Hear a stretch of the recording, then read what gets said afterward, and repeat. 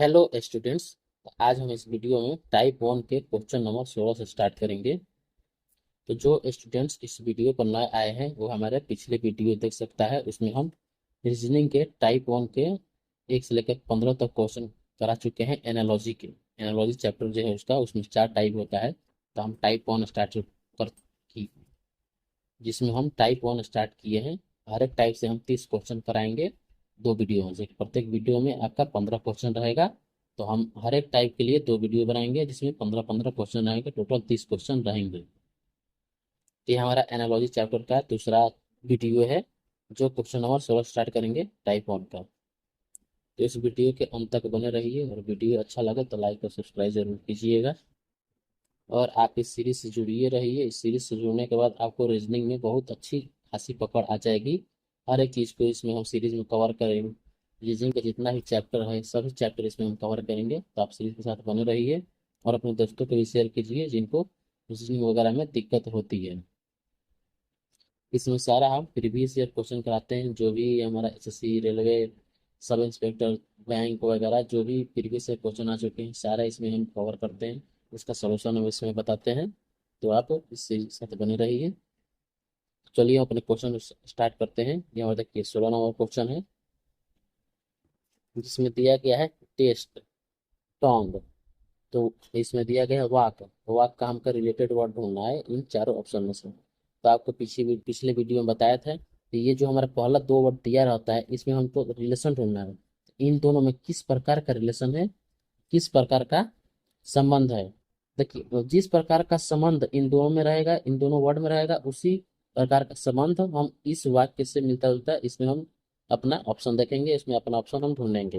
तो देखिए टेस्ट, जो टेस्ट होता है स्वाद, स्वाद वो जीवा से मिलता है। जब भी हम कुछ खाते हैं तो जीवा हमारा क्या करता है, टेस्ट बताता है। तो ये खट्टा है, ये मीठा है, ये नमकीन है। तो हमारा जो टंग, जो हमारा जीवा है, जीवा का काम क्या होता है, टेस्ट बताना। तो वैसे ही हमारा वाक, वाक वाक किसका काम होता है, तो इन हम चारों में से देखेंगे। देखिए पटरी, इसका तो काम होता नहीं है। बैसाखी, टांग, जो हमारा टांग है, ये 3 नंबर जो हमारा ऑप्शन है टांग, टांग का काम क्या होता है, वॉक करना मतलब चलना। तो हमारा 3 ऑप्शन सही हो जाएगा, 3 नंबर ऑप्शन हमारा सही हो जाएगा। देखिए हमारा सब इंस्पेक्टर 2003 का क्वेश्चन है। तो ऐसे ही आपको रिलेशन ढूंढना है। जो भी ये आपका 2 वर्ड दिया रहता है इनमें कॉलम के रिलेशन पता करना होता है। तो किस प्रकार का रिलेशन है, कैसा मतलब इन दोनों का वास्ता है, किस प्रकार के संबंध रखते हैं, वैसे ही संबंध हम क्वेश्चन में दिए गए शब्दों को देखना होता है। देखिए हमारा अगला क्वेश्चन है 17वां क्वेश्चन है जिसमें दिया गया है चिमनी। उसके बाद दिया गया है स्मोक, मतलब चिमनी और धुआं। ये जो हमारा 2 वर्ड है, दो जो हमारा शब्द है, इन दोनों का रिलेशन ज्ञात करना है। तो किस प्रकार से जुड़े हुए हैं। तो देखिए जो चिमनी होता है उससे हमारा धुआं निकलता है। जब भी आप धुआं निकालिएगा कि चिमनी से धुआं निकालिएगा, जैसे कि आपके घर से जो भी खाना वगैरह पकाते हैं तो आपको एक चिमनी होता है, चिमनी से धुआं निकलता है। तो वैसे यहाँ जो हमारा अगला 2 वर्ड है उसको इन चारों में से देखना है। तो इन चारों में से कौन यहाँ पर सुटेबल होगा, कौन इस जो हमारे रिलेशन को पूरा करता है। ये जो हमारा इसमें रिलेशन दिया गया है, कौन से इन चारों ऑप्शन में से इस रिलेशन को पूरा करता है, इन दोनों के संबंध को पूरा करता है। देखिए पहला ऑप्शन अगर देखते हैं हम, गन, बुलेट, जो हमारा बंदूक है वो गोली से निकलता है। तो देखिए ये हमारा फर्स्ट ऑप्शन तो सही लग रहा है। आगे भी देख लेते हैं। घर, छत, जो हमारा घर है छत है, ये तो कोई मतलब नहीं हुआ, घर से छत थोड़ा निकलता है। छत ऊपर आता है, निकलता नहीं है। अगर हम यही देखें चिकनी मिट्टी मृतिका, ये भी नहीं होगा। और वही ये हमारा देखिए 4 ऑप्शन देखते हैं। चौथा ऑप्शन है चाय, केतल। तो देखिए बहुत से बच्चे इन दोनों में कंफ्यूज हो गए। जो आपका पहला प्रश्न है, और जो सॉरी पहला जो आपका ऑप्शन है, चौथा ऑप्शन है, ये दोनों में कंफ्यूज होंगे। क्योंकि देखिए जो गोली है बंदूक से निकलती है और जो चाय है केतली से निकलती है। तो देखिए आपका जो ये क्वेश्चन दिया गया है इन दोनों का स्थान का भी ध्यान रखना पड़ेगा। जैसे कि देखिए यहाँ पर चिमनी है, तो पहले चिमनी है, चिमनी से धुआं निकलता है, चिमनी से धुआं निकलता है। जो स्मोक है आपको चिमनी से निकलता है। तो वैसे ही यहाँ पर अगर केतली होती है, यहाँ पर चाय होता तो माना जाता है ये सही है, क्योंकि यहाँ पर केतली से चाय निकलेगी। लेकिन यहाँ पर है चाय से केतली दिया है।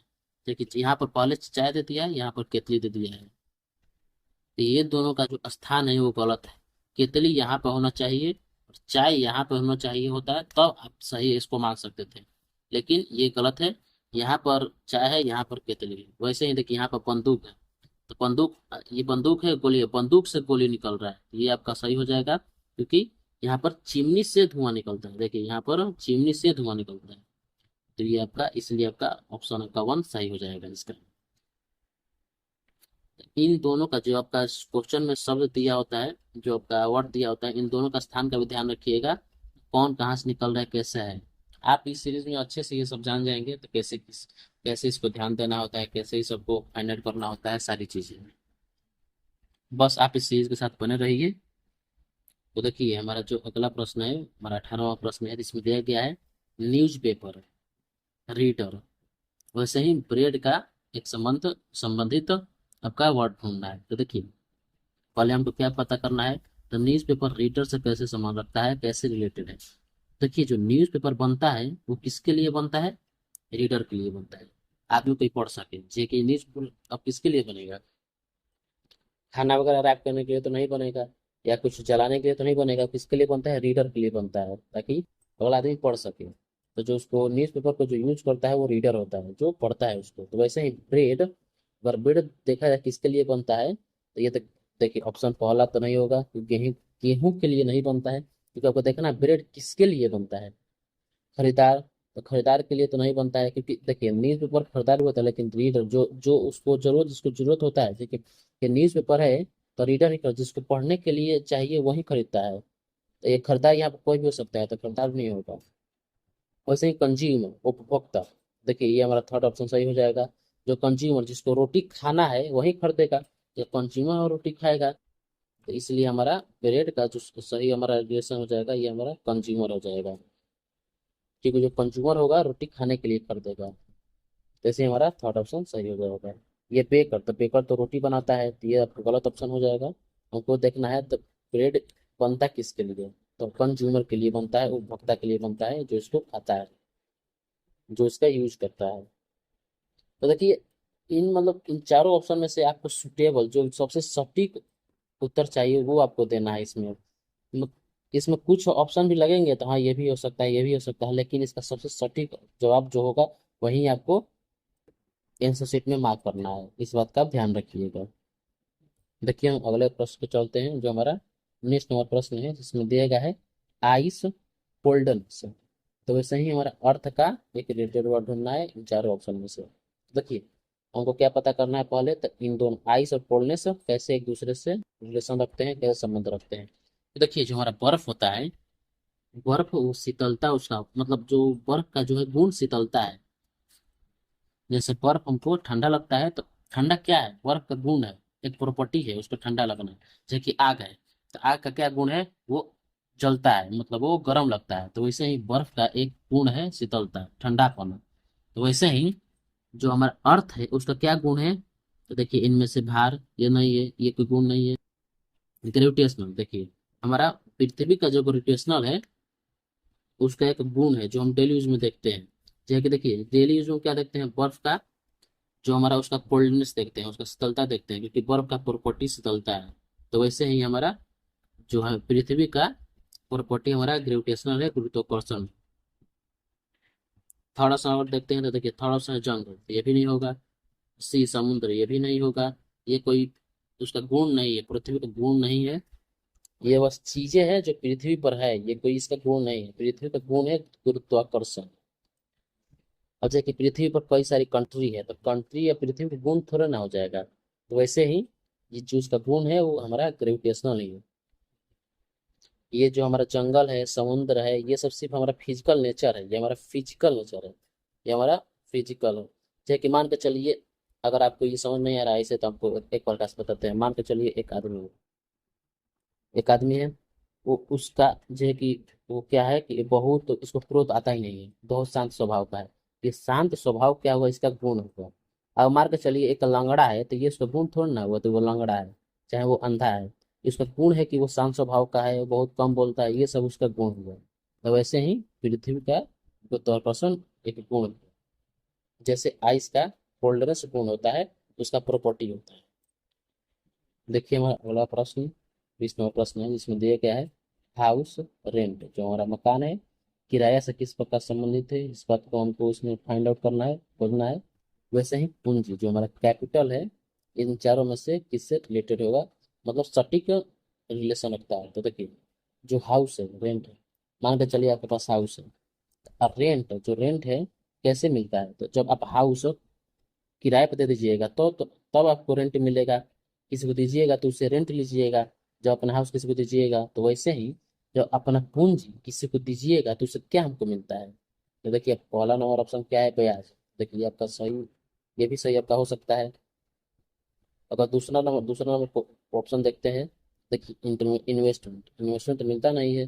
अगर आप किसी को अपना पूंजी दीजिएगा तो उसमें इन्वेस्टमेंट क्या मिलेगा, तो खुद आप इन्वेस्ट किए। ये थर्ड नंबर ऑप्शन आपका देश है। देश मिलता नहीं है, आप किसी को अपना पूंजी तो उसे देश थोड़ी मिलता है। ये आपका 4 नंबर ऑप्शन है धन। देखिए धन मिलता है, लेकिन धन इसमें ये आपका सटीक उत्तर धन नहीं होगा। क्योंकि मान कर चलिए जब हाउस आप देते हैं तो उससे हमको जो मिलता है उसको रेंट बोलते हैं, किराया बोलते हैं। तो वैसे ही लेकिन मिलता इसमें धन ही है, क्योंकि पैसा ही है। जो आप जब मकान दीजिएगा तो आपको पैसा ही मिलता है, लेकिन उसको पैसा थोड़ा ना बोलते, उसको किराया बोलते हैं। तो वैसे ही जब किसी को पूंजी दीजिएगा तो उसमें से सबसे सटीक तरफ का ये ब्याज होगा, क्योंकि हमको ब्याज मिलता है। जो आपको धन मिलता है उसका नाम ब्याज होता है, तो आपको ब्याज मिलता है, उसको हम ब्याज बोलते हैं। तो इसलिए आपका ऑप्शन पहला सही हो जाएगा, ब्याज। हमारा अगला प्रश्न 21 नंबर प्रश्न है जिसमें दिया गया है एनर्जी जूल। तो बोला है चूज द सेल। देखिए वो क्या बोल रहा है, इन दोनों का जो रिलेशन है वैसा ही रिलेशन इन चारों ऑप्शन में से ये ढूंढना है। तो देखिए जो एनर्जी है, जो हमारा ऊर्जा है, वो जूल कैसे रिलेटेड है। देखिए जूल जो होता है ऊर्जा का मात्रक होता है, मतलब यूनिट होता है। थोड़ा सा साइंस का, इसके लिए थोड़ा साइंस का आपके पास बेसिक साइंस का नॉलेज होना चाहिए। जो हमारा एनर्जी होता है उसका यूनिट हमारा जूल होता है। तो वैसे ही इन चारों में से देखना है तो किसका यूनिट सही है। देखिए एक्स, एक्स मतलब कुल्हाड़ी, कुल्हाड़ी का जो आपका है यूनिट फ्लो पीसना, ये तो नहीं होगा, ये गलत हो जाएगा। M metre, M metre, M metre आपका करेंट, ये नहीं होगा, क्योंकि एम मीटर जो होता है हमारा इंस्ट्रूमेंट होता है। मीटर जो होता है इंस्ट्रूमेंट होता है जिससे हम करंट नापते हैं। ये भी नहीं होगा आपका, क्योंकि हम इससे नापते हैं, तो इंस्ट्रूमेंट है ये, इसका यूनिट नहीं है। वैसे ही अगर हम थर्ड नंबर देखते हैं पावर, एम्पीयर, तो ये भी नहीं है, क्योंकि पावर का जो है हमारा यूनिट वाट होता है। जो पावर हम नापते हैं उसको हम वाट में नापते हैं। अगर वहीं देखते हैं रेसिस्टेंस ओम, प्रतिरोध का जो हमारा यूनिट होता है ओम होता है। तो ये हमारा 4 ऑप्शन सही हो जाएगा, रेजिस्टेंस का यूनिट ओम होता है। इसलिए 4 का सही हो जाएगा। देखिए अगर अगला प्रश्न 22 नंबर प्रश्न देखते हैं जिसमें दिया गया है स्मोक पोल्यूशन। देखिए यहाँ पर बोल रहा है इन दोनों में से हमको रिलेशन निकालना है, तो इन दोनों में क्या रिलेशन है, वैसे ही हम वार और इन चारों ऑप्शन में से देखेंगे तो वार किससे सटीक बैठता है, किससे सटीक इसका रिलेशन बैठता है। देखिए जो स्मोक होता है, जो हमारा धुआं होता है, वो पोल्यूशन किस प्रकार से रिलेटेड है। देखिए थोड़ा दिमाग लगाइएगा तो पता चलेगा आपको। जो धुआं है वो उसको हम छोड़ते हैं तो उससे हमको प्रदूषण फैलता है, प्रदूषण होता है। तो वैसे ही अगर वार वार देखे, देखिए विक्ट्री, तो जरूरी थोड़ा ना है, तो मतलब जब भी वार कीजिएगा तो मतलब विक्ट्री होगा। तो ये भी आपका सटीक उत्तर नहीं है।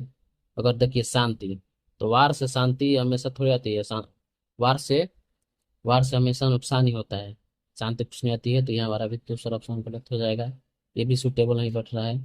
संधि, देखिए संधि भी होती है लेकिन हमको सटीक उत्तर ढूंढना है कि वार के बाद संधि भी होती है।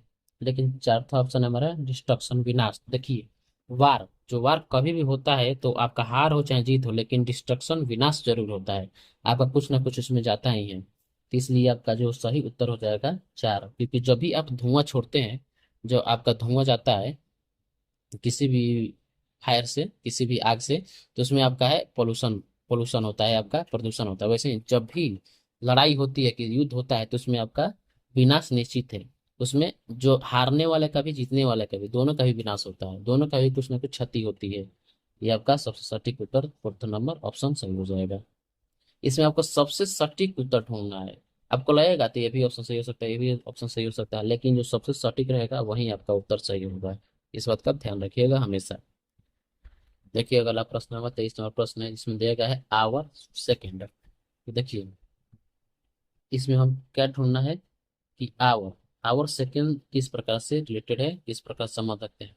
देखिए आवर का सबसे छोटा इकाई हमारा सेकेंड है, मतलब जो आवर है उसके बाद मिनट आता है, उसके बाद सेकंड आता है, तो सबसे छोटा इकाई क्या है हमारा, सेकंड है। तो ऐसे ही टर्सरी का जो आपका टर्सरी है इसका सबसे छोटा इकाई ढूंढना है। तो देखिए जो हमारा ऑर्डिनरी ये तो होगा नहीं, सेकेंडरी द्वितीय ये भी नहीं होगा, प्राइमरी, देखिए टर्सरी का जो आपका तृतीय है उसका सबसे छोटा इकाई प्राइमरी होता है। ये हमारा प्राथमिक होता है, सबसे छोटा इकाई प्राइमरी होता है, इस बात का ध्यान रखिएगा। ये हमारा थर्ड ऑप्शन सही हो जाएगा। वैसे ही 24 नंबर क्वेश्चन देखेंगे, इसमें देखा है फिजिशियन ट्रीटमेंट। तो सबसे पहले देखेंगे इन दोनों में कैसा रिलेशन है।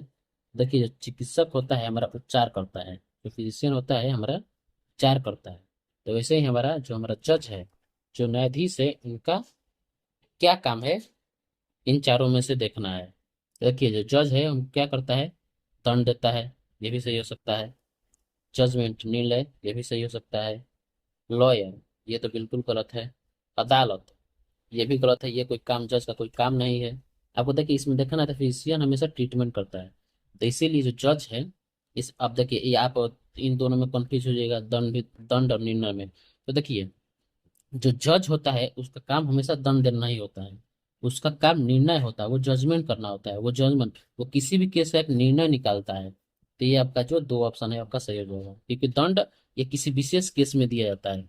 जब भी आप किसी क्रिमिनल केस या कोई भी केस यदि करिएगा उसमें आपका दंड मिलता है, ये जो हमेशा आपका दंड नहीं मिलता है। लेकिन जो जज है वो जजमेंट करता है, हमेशा आपका निर्णय लेता है, आपका केस का एक निर्णय लेगा। तो ये केस का रिजल्ट ये है। तो ये इस बात का ध्यान रखिएगा, आपका इस 2 नंबर आपका ऑप्शन सही हो जाएगा। देखिए हमारा अगला प्रश्न 25 नंबर प्रश्न है, जिसमें दिया गया है डॉक्टर स्टेथोस्कोप, जो का स्टेथोस्कोप है डॉक्टर। तो देखिए इसमें सबसे पहले क्या रिलेशन फाइंड करना है, तो जो हमारा डॉक्टर से स्टेथोस्कोप कैसे रिलेटेड है, कैसे संबंध रखता है। तो देखिए जो डॉक्टर हो उनके पास हमेशा स्टेथोस्कोप होता है, मतलब डॉक्टर का इंस्ट्रूमेंट होता है स्टेथोस्कोप। जैसे आर्मी का इंस्ट्रूमेंट क्या है, गन है, उनके पास हमेशा बंदूक रहती है। तो वैसे ही जो डॉक्टर है उनके पास स्टेथोस्कोप होता है। स्टेथोस्कोप देखा होंगे आप, जो गला में वो आला, उसको हम हिंदी में आला भी बोलते हैं, जो जिसका छाती के धड़कन वगैरह नापते हैं उसको स्टेथो, इंग्लिश में स्टेथोस्कोप बोलते हैं और हिंदी में आला बोलते हैं। तो जो है डॉक्टर का इंस्ट्रूमेंट है स्टेथोस्कोप। तो वैसे स्कल्पचर जो हमारा मूर्तिकार होता है उसका इंस्ट्रूमेंट क्या होता होगा, इन चारों में से ढूंढना है। तो देखिए निहाय, ये तो होगा नहीं। गिग्नोइट ठोकने, जिस पर रख के उस पर ठोकते हैं उसको बोलते हैं चॉपर, ये तो होगा नहीं। ये तो कुम्हार वगैरह के पास होता है, जो खड़ा वगैरह बनाता है। चिसेल, छेनी, तो देखिए छेनी है आपका, ये आपका सही हो जाएगा। ये आपका छेनी, जो मूर्तिकार है जो आपको नक्काशी वगैरह करता है उनके पास हमेशा छेनी और हथौड़ी होती है। तो ये जो है मूर्तिकार का जो है छेनी आपका इंस्ट्रूमेंट रहता है, तो वहीं छेनी आपका थर्ड ऑप्शन सही हो जाएगा।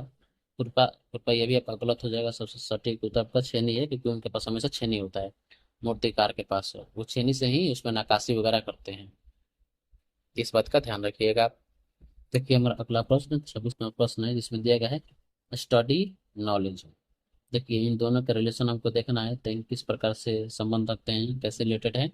देखिए स्टडी से नॉलेज, जब भी हम स्टडी करते हैं तो उससे हमारा नॉलेज बढ़ता है, हमको नॉलेज प्राप्त होता है, जो उससे हम नॉलेज ज्ञान करते हैं, ज्ञान करते हैं, मतलब ज्ञान हमको आता है पढ़ने से। तो वैसे ही कार्य, जब हम कार्य करेंगे तो उससे हमको क्या प्राप्त होगा, इन चारों में से आपको देखना है।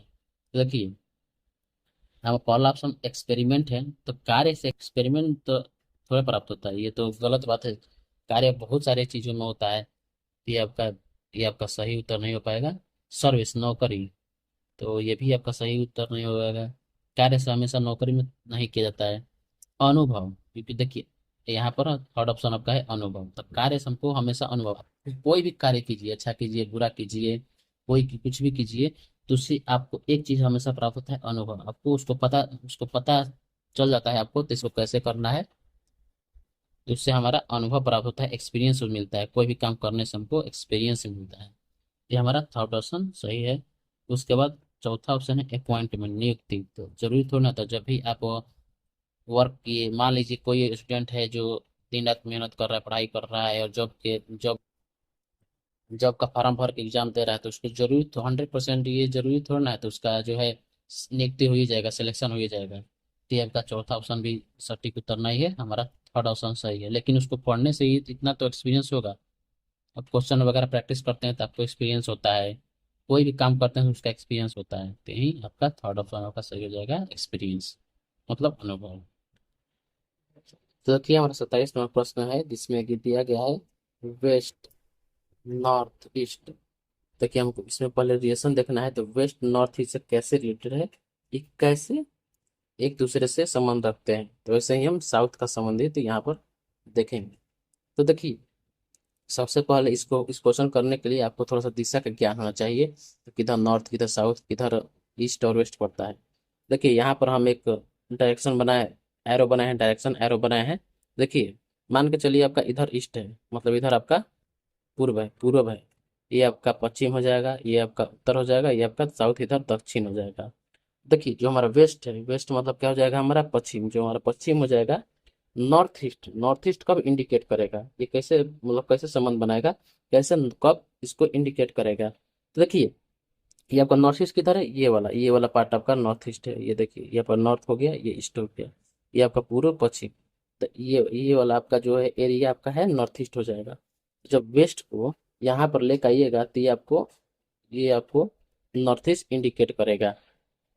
देखिए जब इस जो हमारा वेस्ट है ये हमारा वेस्ट हो जाएगा, क्योंकि वेस्ट बोल रहा है वे नॉर्थ नॉर्थ ईस्ट। तो देखिए जो हमारा वेस्ट है ये हमारा वेस्ट है, इसको अगर हम यहाँ से 90 डिग्री यहाँ यहाँ इधर लेके जाते हैं, ये हमारा यहाँ से 90 डिग्री इधर लेके चल जाएगा तो ये हमारा नॉर्थ को इंडिकेट करेगा, नॉर्थ को इंडिकेट करेगा। जब हम वेस्ट को इधर लेके चल जाएंगे तो वेस्ट हमारा नॉर्थ को इंडिकेट करेगा।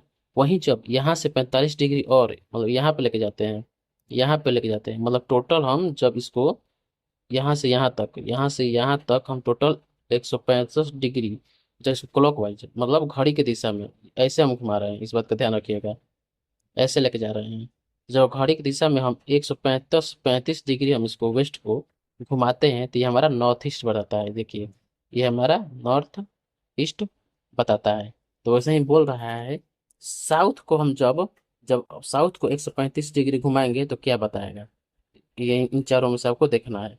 देखिए ये हमारा साउथ ही इधर हो गया, तो जब साउथ को हम 135 डिग्री घुमाएंगे तो ये आपका इधर आ जाएगा, यहाँ पे साउथ आ जाएगा, यहाँ पे यहाँ पर। तो देखिए 90 ये हो जाएगा, सॉरी ये 90 90 ये हो जाएगा, 90 डिग्री ये हो जाएगा और 45 डिग्री ये हो जाएगा, मतलब टोटल 135 डिग्री आपका हो गया। 135 डिग्री 135 डिग्री आपका साउथ इधर आ जाएगा। तो साउथ हमारा क्या बताएगा, ये रीजन कौन सा है, हमारा नॉर्थ वेस्ट है। नॉर्थ वेस्ट है मतलब हमारा उत्तर पश्चिम है, उत्तर पश्चिम। तो देखिए हमारा उत्तर पश्चिम नॉर्थ वेस्ट, ये आपका फर्स्ट ऑप्शन सही हो जाएगा, नॉर्थ वेस्ट। तो बस आपको ऐसे ही लॉजिक ढूंढना है और जो कह रहा है क्वेश्चन को वैसे ही चलना है। वैसे देखिए हमारा 28 नंबर क्वेश्चन है, इसमें दिया गया है ओसिस डेजर्ट। तो पहले इन दोनों में आपको रिलेशन ढूंढना है, इसे किस प्रकार संबंधित है। देखिए मरुस्थल, मरुस्थल जो मरुस्थल होता है उसमें हमको मरुस्थान, कहीं कहीं आपको मरुस्थान मिलता है, कहीं कहीं। तो वैसे ही जो हमारा सी है, सॉरी यहाँ पर यहाँ एक पर यहाँ मिसिंग है, जो हमारा सागर है सी है, उसमें हमको क्या मिलेगा। तो देखिए प्रायद्वीप ये होगा नहीं, पश्चाल ये भी होगा नहीं, भृगु ये भी नहीं होगा, तो हमारा आइसलैंड। आपको देखिए सागर में सी में जब भी जाइएगा तो आपको आइसलैंड द्वीप कहीं कहीं मिलते रहेंगे, कहीं कहीं लैंड वहाँ पर जो धरती है छोटा छोटा वहाँ पर उसको द्वीप बोलते हैं, वो आपको मिलते रहेंगे, जैसे आपको मरुस्थल में मरुस्थान वगैरह मिलते हैं। ये आपका ए ऑप्शन, सॉरी मतलब आपका पहला ऑप्शन सही हो जाएगा इसका 28 नंबर क्वेश्चन का। देखिए ये क्वेश्चन आपका सब इंस्पेक्टर 2006 में क्वेश्चन आ चुका है, इस बात का ध्यान रखिएगा कि देखिए हमारा 29 नंबर क्वेश्चन है जिसमें दिया गया है क्वैक डक। तो वैसे ही ने, मतलब हिनाना। तो देखिए जो जो क्वैक मतलब काका होता है, डक मतलब बत्तख होता है, वैसे ही ने मतलब हिनाना होता है, हिनाट होता है। तो देखिए पहले हम क्या करना है, क्वैक, क्वैक का रिलेशन डक के साथ ढूंढना है। तो ये किन मतलब कैसे इन दोनों में संबंध है। देखिए जो काका होता है वो बत्तख का आवाज होता है, उसको आवाज को हम काका बोलते हैं, मतलब बत्तख के आवाज को हम क्वैक बोलते हैं, इस बात का ध्यान रखिएगा। तो वैसे हिनहिनाहट इन चारों में से किस जानवर का आवाज है। तो देखिए लोमड़ी, लोमड़ी का तो हिनहाट नहीं है। घोड़ा, तो देखिए हमारा घोड़ा, घोड़ा का जो आवाज को हम हिनहिनाना बोलते हैं, नहीं बोलते घोड़ा हिनाता है, तो वैसे ही घोड़ा को हम हिनाहट बोलते हैं। ये हमारा थर्ड ऑप्शन मेढक है, तो ये टर टर करता है, ये भी नहीं हो जाएगी, ये भी नहीं होगा। बिल्ली, फोर्थ ऑप्शन हमारा बिल्ली है, तो ये आपका जो म्याऊं म्याऊं करती है, तो ये भी आपका आवाज़ सही नहीं है।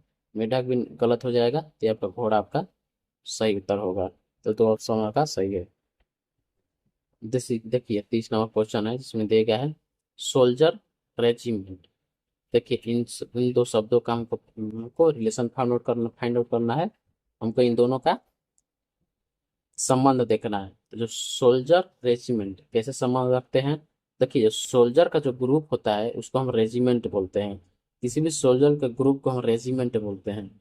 तो वैसे ही हॉर्स, तो हॉर्स के हम ग्रुप को क्या बोलेंगे, इन चारों में से देखना है। तो देखिए नेवी, नौसेना, ये तो होगा नहीं, क्योंकि नौसेना वो जो जल के जो सोल्जर होते हैं उनके ग्रुप को नौसेना बोलते हैं हम। फ्लीट, बेड़ा, ये भी होगा नहीं। ये हमारा अश्वारोही कैवलरी थे, जो अश्व बैठता है, अश्व पे जो सेना बैठता है उसको अश्वारोही बोलते हैं। ये तो कोई ग्रुप हुआ नहीं। तो हमारा जो है हर्ट, झुंड, तो ये आपका फोर्थ ऑप्शन सही हो जाएगा। जो हर्ष जो है उसके ग्रुप को हम झुंड बोलते हैं। ये फोर्थ नंबर आपका सही हो जाएगा इस क्वेश्चन का। तो थैंक यू। अगर आप इस वीडियो आपको अच्छा लगा हो तो इसे लाइक और सब्सक्राइब जरूर कीजिएगा।